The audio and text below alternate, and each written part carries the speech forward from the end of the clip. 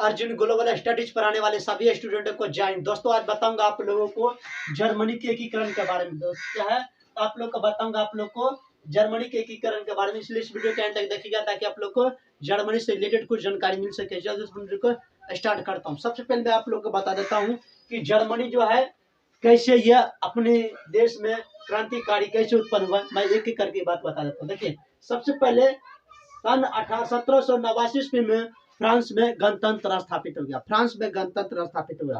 France में गणतंत्र स्थापित होने के पश्चात 1815 ईस्वी में फिर से निरंकुश शासन व्यवस्था लागू कर दिया गया। फ्रांस में फिर से 1815 के बाद फिर से निरंकुश शासन व्यवस्था स्टार्ट हो गया। उसके बाद तो सबसे पहले निरंकुश था, फिर गणतंत्र स्थापित हुआ, फिर निरंकुश हुआ, तो फिर से स्टार्टिंग हुआ क्या, गणतंत्र स्थापित, पुनः गणतंत्र स्थापित करने के लिए क्रांतिकारियों का आगमन होना शुरू हो गया। और उनके साथ साथ सभी देशों में क्रांतिकारी अपने देश को एकीकरण करने के लिए आगे बढ़ने लगा। कब, यानी कि फ्रांस के साथ सभी देशों में एकीकरण करने के लिए सभी देशों में क्रांतिकारियों का आगमन होना शुरू हो गया। तो पिछले वाले वीडियो में मैंने इटली के बारे में बात बताए थे। अब मैं आप लोग को जर्मनी के एकीकरण कैसे हुआ वो मैं आप लोग को डिटेल से बताऊंगा। चलिए एक एक करके जानिएगा। जिस प्रकार इटली जो है 4 भागों में बटा हुआ था, उसी प्रकार ये भी जर्मनी भी 3 भागों में बटे हुए थे। उससे पहले मैं बता दूं ये जर्मनी जो है 1815 ईस्वी में ये भी छोटे छोटे राज्यों में विभक्त थे, ये भी छोटे छोटे राजनीतियों में विभक्त थे, और ये ज्यादातर छोटी छोटी टुकड़ों में था ही, और वो जर्मन भाषा तो हमेशा बोलते ही थे। तो मतलब विशेषता यही होता है कि जो भी गुलाम देश होता है, जो भी गुलाम देश बनते हैं, उसको छोटे छोटे टुकड़ों में बांट कर रखता है, आपस में संघर्ष करता रहता है, साथ ही साथ उसमें किसी भी प्रकार के राष्ट्रवादी भावना को उत्पन्न नहीं होने देता है। कौन? मेटरनिक व्यवस्था।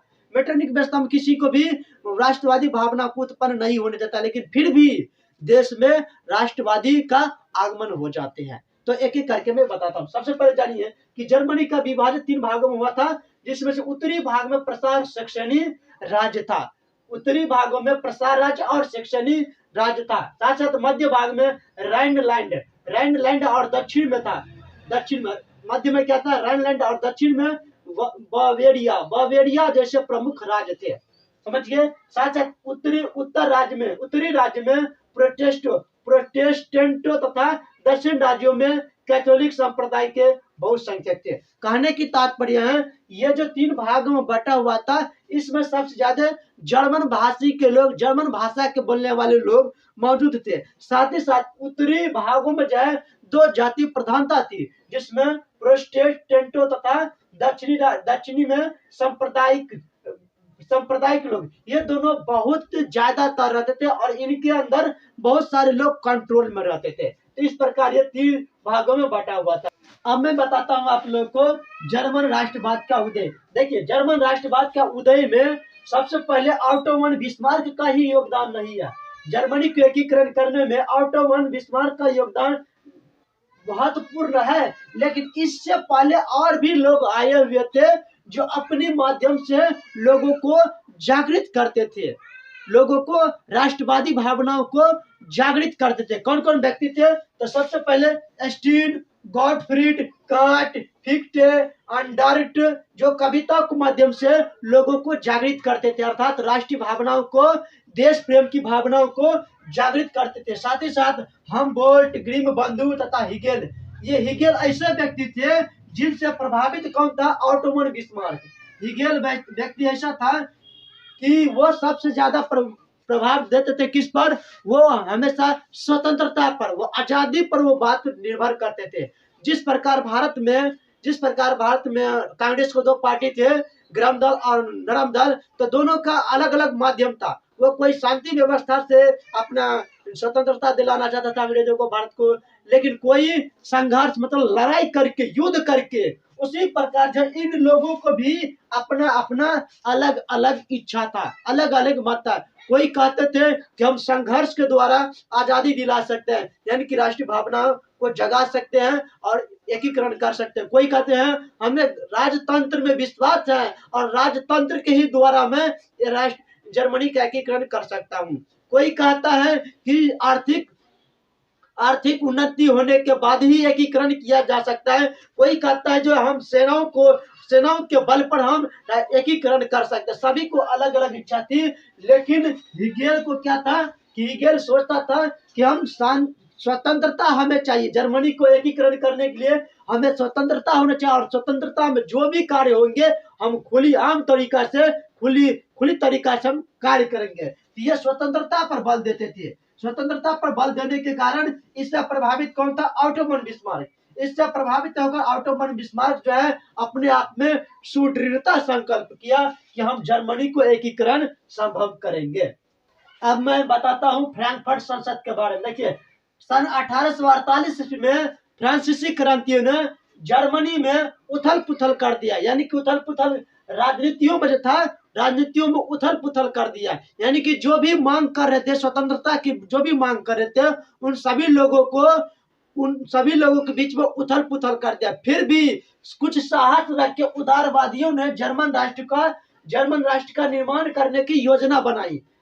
कुछ उदारवादियों ने जर्मन राष्ट्र का निर्माण करने की योजना बनाई। अर्थात जो भी राज्य उसमें छोटे छोटे राज्य थे, जर्मनी में छोटे छोटे राज्य जो खंडित थे, अलग अलग छोटे छोटे टुकड़ों में बटे हुए थे, उन टुकड़ों को इकट्ठा करके एक राष्ट्र निर्माण करना चाहते थे। कौन? ये उदारवादियों ने। उसके लिए क्या करना पड़ा है? तो ये इसकी जो प्रस्ताव रखा, योजना बनाने का जो प्रस्ताव था, उस प्रस्तावों को फ्रैंकफर्ट संसद में बुलाया गया। फ्रैंकफर्ट संसद में बुलाया गया कैसे? 18 मई 1848 को फ्रैंकफर्ट सांसद में तथा उसके सेंट पॉल के चर्च में बैठक किया गया। सेंट पॉल के चर्च में बैठक किया गया, जिसकी अध्यक्षता वान गोगेर्न था। साथ ही साथ उसमें 831 निर्वाचित प्रतिनिधि मौजूद थे। उसके बाद इतना होने के पश्चात तो उन्होंने डिमांड रखा गया। क्या डिमांड रखा गया? तो जर्मन राष्ट्र एक स्वतंत्र राज्य, अर्थात जर्मन राष्ट्र में गणतंत्र स्थापित हो। तो गणतंत्र स्थापित करने के लिए ये सिस्टम को तैयार किया गया। लेकिन उम्मीद क्या था कि वहां पर एक राजा की जरूरत था। क्या था? राजा की जरूरत। तो ये राजा जो जरूरत था, तो राजा आएगा कहाँ से? क्योंकि जर्मनी से तो लिया तो जा सकता है, लेकिन जर्मनी से लिया नहीं गया। कहाँ से लिया गया? तो वो इसके किसकी सांसद किसकी था? तो प्रसाक जो है राजा, प्रसाक के राजा था फ्रेडरिक विलियम चतुर्थ।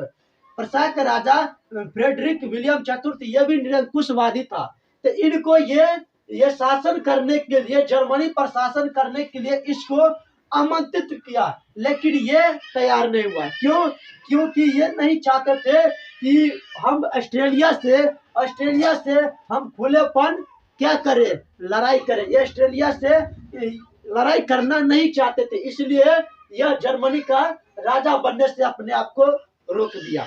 रोकने के पश्चात जर्मनी में कोई न इनकी अध्यक्षता कोई करने के लिए तैयार नहीं था। अर्थात जर्मनी में कोई भी राजा बनने के लिए तैयार नहीं था। क्यों? क्योंकि उस समय मेटरनिक व्यवस्था था, निरंकुश शासन व्यवस्था था। सारा काम फ्रेंच संसद में जो भी काम हो रहा था या होता था, तो उनके संसद में तो था ही, लेकिन वो सारा का सारा किसके हाथ में था? उसके निरंकुश शासन व्यवस्था के हाथ में था, मेटरनिक लोगों के हाथ में था। इसीलिए किसी भी प्रकार का होता था तो इन लोगों की ये सिस्टम था। कौन? ये प्रसा, ऑस्ट्रेलिया और फ्रांसीसी, ये तीन चीज जर्मनी के एकीकरण को दबा देते थे। क्या करते थे? दबा देते। इसीलिए एक दूसरे पर टालते थे। जर्मनी को सरकार बनाने के लिए तैयार नहीं। जर्मनी की सरकार यानी कि जर्मनी से कोई भी राजा को लेने के लिए उत्साहित नहीं था। तो लेता कब था? तो फ्रांसीसी से, ताकि उसमें जर्मनी में भी फिर से निरंकुश शासन कायम बना रहे। तो इस प्रकार जो है 48 लेकर 60 के बीच 1848 लेकर 1860 के बीच कोई जर्मनी को एकीकरण करने के लिए आगे नहीं बढ़ा, लेकिन बढ़ता रहा। लेकिन उस समय तक कोई जर्मनी को एकीकरण के लिए आगे नहीं आया। इस प्रकार बात बताया था जर्मनी के बारे में। तो उम्मीद है ये वीडियो आप लोग को अच्छा लगा होगा। यदि अच्छा लगा तो चैनल को सब्सक्राइब कर दे, साथ साथ बेल बटन को दबा दीजिएगा, क्योंकि मैं 10th क्लास से रिलेटेड हमेशा वीडियो अपना तरफ फिर मिलते हैं अगले वीडियो में। तब तक जय जवान वंदे मातरम।